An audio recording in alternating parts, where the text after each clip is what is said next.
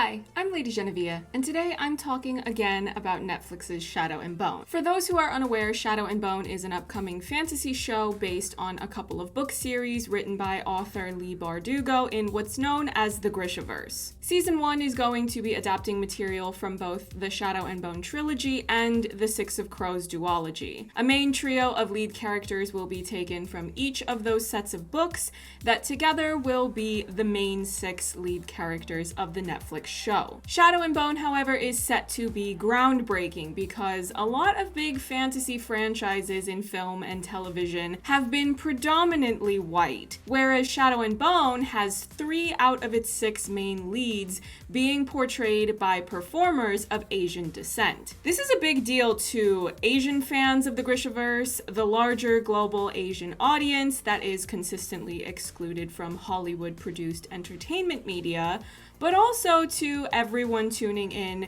who is not Asian. I recently did an interview with C. Amanda Maud, a Chinese-American actress who appeared in Zack Snyder's Justice League as a single mother whom Cyborg helps in his backstory. And one of the things we discussed is the fact that Asian representation in entertainment media on its own is not going to help the global Asian community with a lot of the horrific things we are subjected to. We need policies to be implemented for that.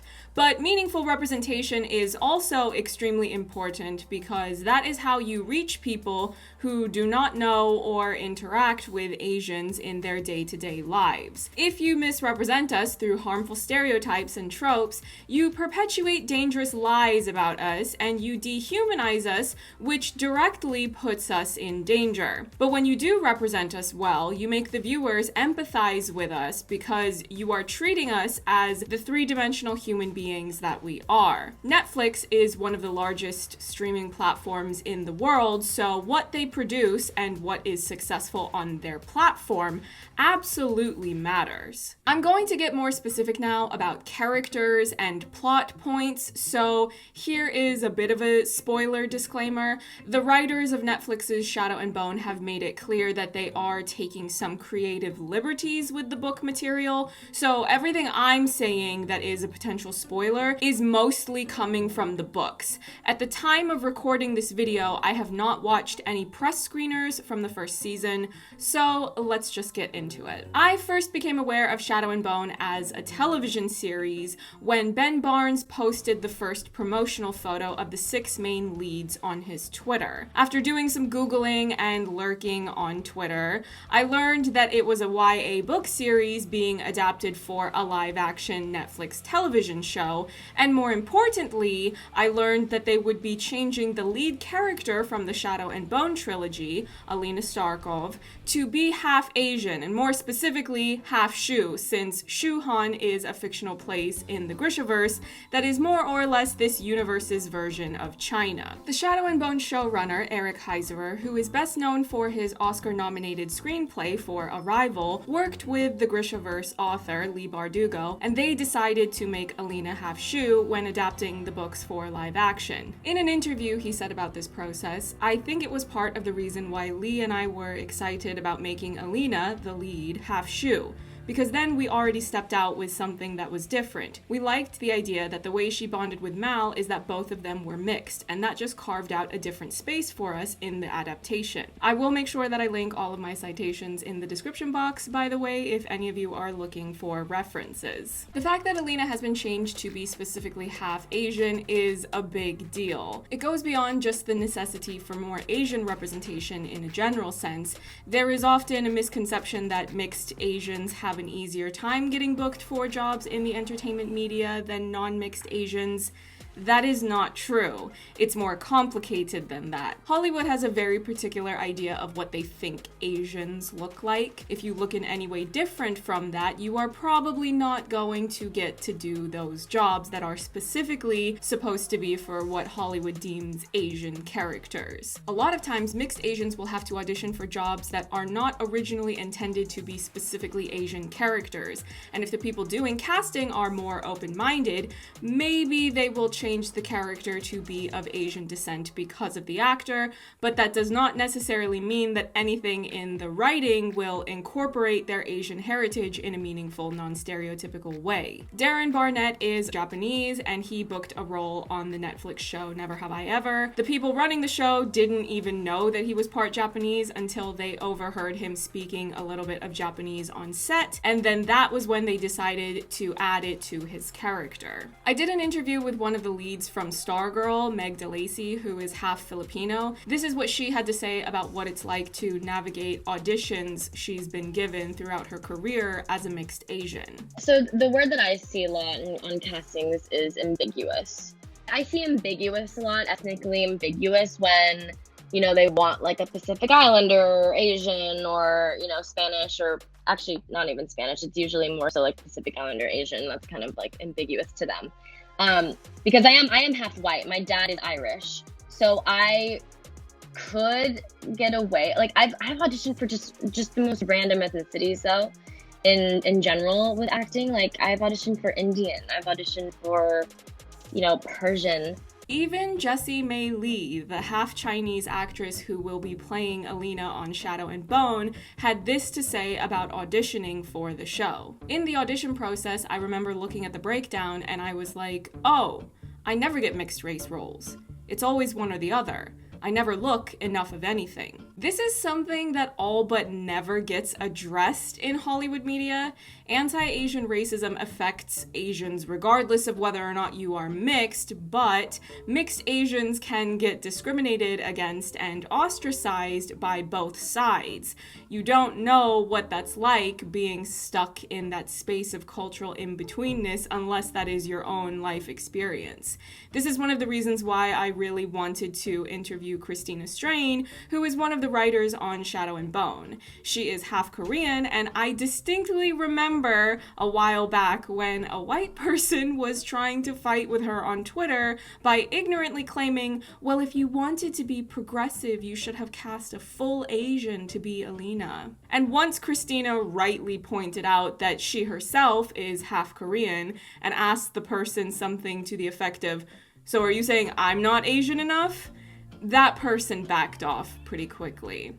They never should have run their mouth in the first place. See, when you do clownery, the clown comes back to bite. Christina wanted to write for Shadow and Bone specifically because the lead was going to be half Asian, just like I wanted to watch the show because the lead is going to be half Asian. Eric approached me about possibly being staffed on season 1. I read the pilot, and I was blown away because I felt something that I hadn't felt before. And it was, I read this pilot where a half Asian lead was in it. And so when I met with him, I was like, are you actually going to try to get a half Asian? Like, are you actually going to set out to get a half Asian and tell a story about a girl who like lives in a country where people like point out, you're not one of us? And he was like, yeah. And it shocked me because I started thinking about my own scripts and realized I am a half Asian woman who has never written a script with a half Asian lead, because in my mind, all I've ever tried to write is full Asian leads, because I know it is difficult. Like, it's easy to cast a half Asian when you are looking for somebody who is going to be in a role that it doesn't matter what their race is, and then you retroactively mention that they're half Asian because you happen to cast a half Asian. But to actually seek out those roles is really difficult. And I guess that like my brain subconsciously hadn't considered trying to do my own representation. So like I was like immediately emotionally struck by the realization that I hadn't even tried this. And here's this white dude trying to do something that I should have been doing. And I was like, I need to be on the show. Yeah.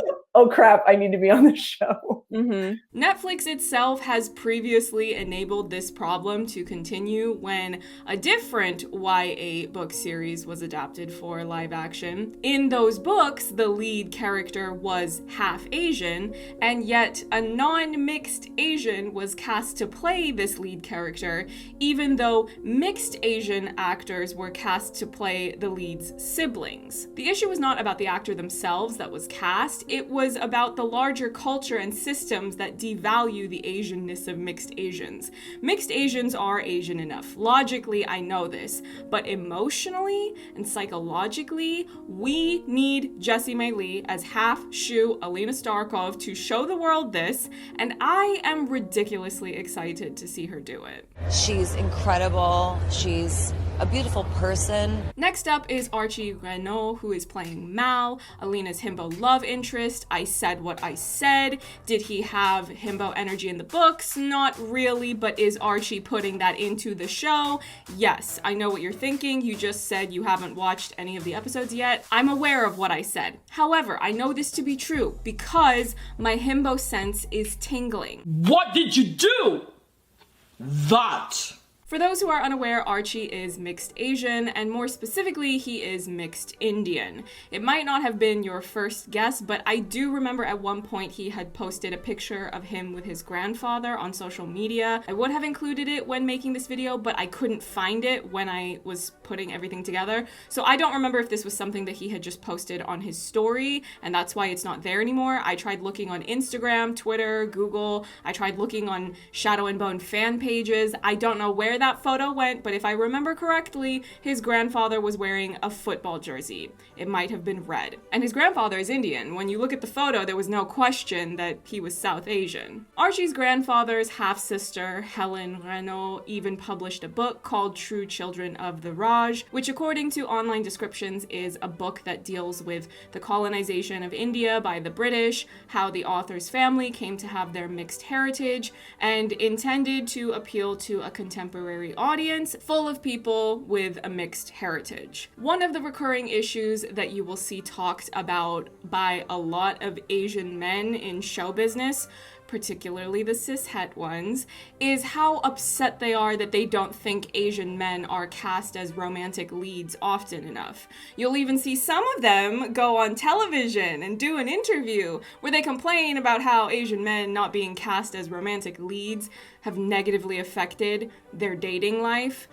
Not sure why you would want to date a racist, but okay. Putting an Asian man in the role of a romantic lead on its own is not enough to classify as being groundbreaking. You need to develop the character and their story beyond just whether or not they get the girl. Women are not a prize for you to win at the end of the story. If I circle back around to the quote that I previously read in this video, I'm going to read it again because I think it's applicable to the development of the relationship between Alina and Mal and why it's showing that Mal is a better written character than just a typical male romantic lead getting the girl. We liked the idea that the way she bonded with Mal is that both of them were mixed, and that just carved out a different space for us in the adaptation. This was very reassuring to read because it shows that they are sharing this experience and supporting one another through it. I also found another article that elaborates more on what it is that Alina and Mal have to deal with as mixed Shu individuals living in Ravka. Alina's new backstory adds extra dimension to the character immediately within the first episode.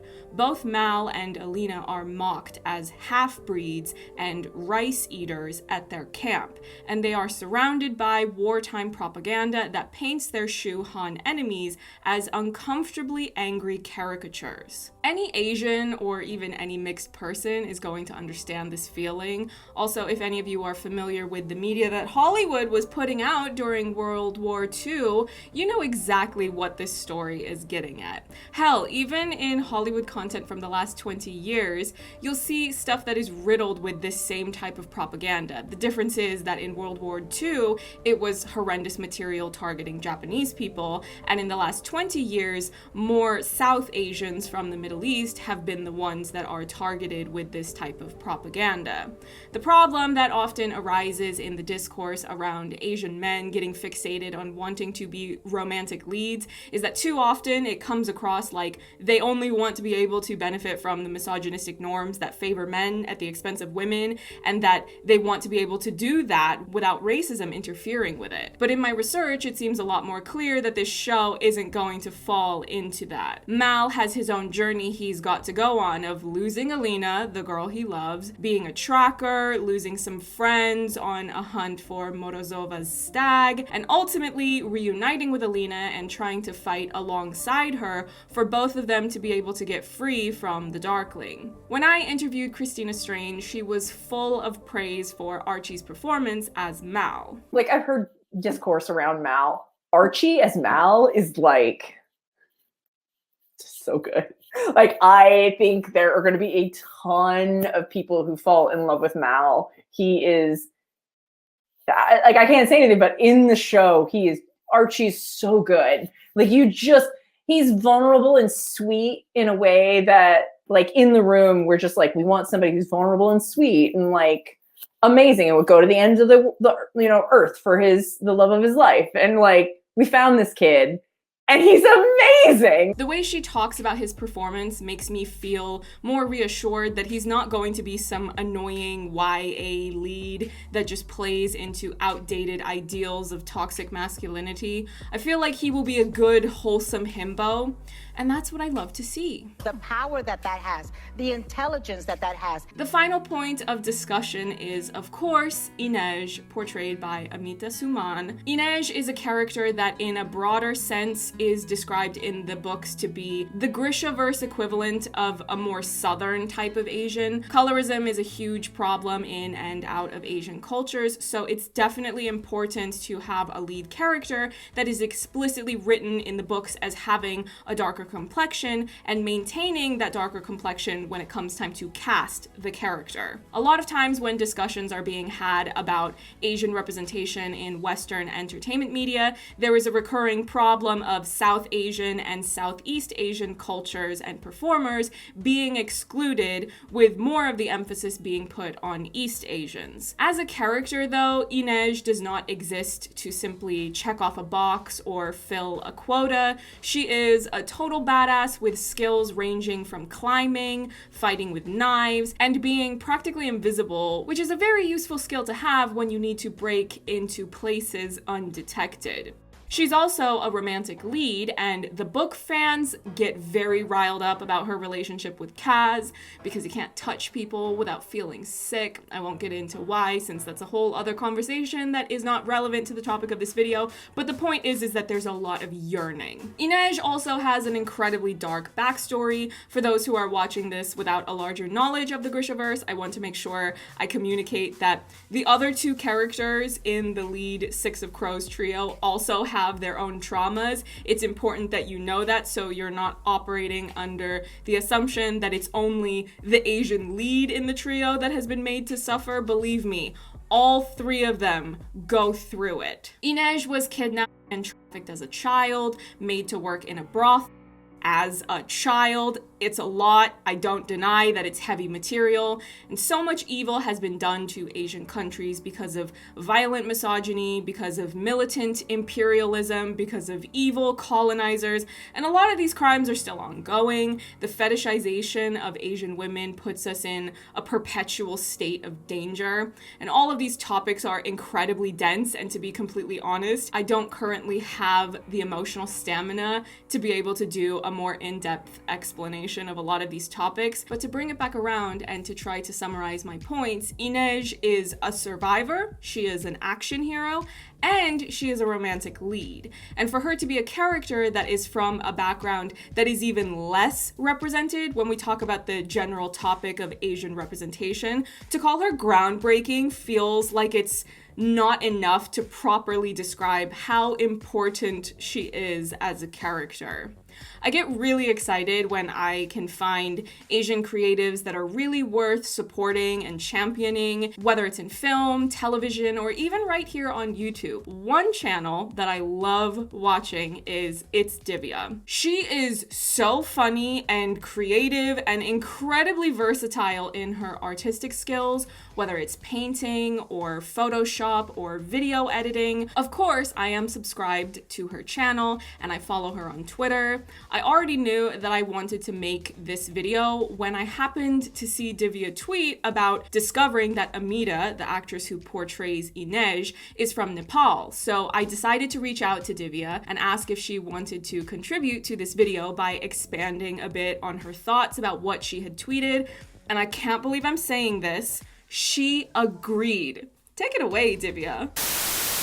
I cried. When I tell you I heard that Inej was being played by a Nepali-born actress, I cried. I did indeed. I'm ashamed to admit that growing up, I really hated who I was and the circumstances of where I was born. And a very large part of that was feeling like I was limited by my birth. Hi, my name is Divya, and I come from one of the poorest countries in the world, Nepal, and it's relatively unobtrusive. The representation from that standpoint alone is always gonna be an uphill battle. Growing up in the West, I found myself attaching and seeking comfort from faces that don't even look like mine. People always used to mistake me for being East Asian, so whenever I saw an East Asian on screen, I was like proud. It was a big win, not only for East Asians, but I also was like, damn, an Asian in general. It's a dry desert out here, okay? Amita Suman playing Inej speaks volumes about how far we've come and how far we've still yet to go. Her story is very similar to mine, and I think a lot of Nepalis can relate as well. Amita was born in Nepal, and like me, she came to England when she was around 7. She studied in a British college, and then she went to the performing arts school. Her story really speaks to me because I've always been more attuned to my creative side. I loved arts, I loved drawing, I loved literature, books, language, and eventually I wanted to become an actress as well because I watched too much Hunger Games and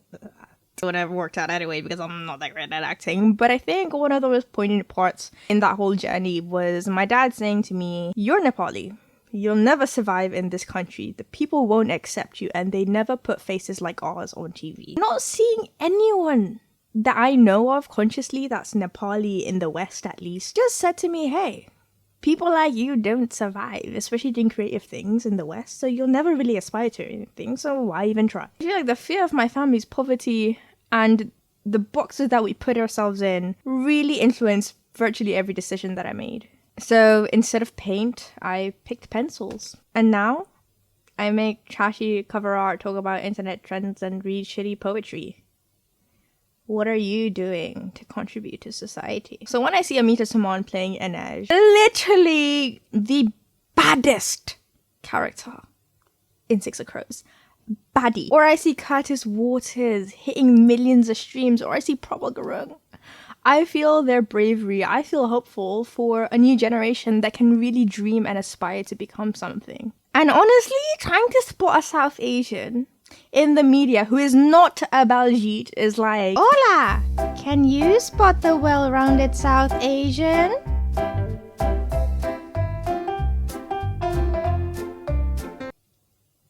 So Amita, if you ever see this, I love you, G. I'm proud of you, paving the way for us Nepalis and South Asians alike. And the cast of Six of Crows still got a lot more to do, don't get me wrong. But I am gassed. One small step for man in it, one giant leap for mankind, or something like that.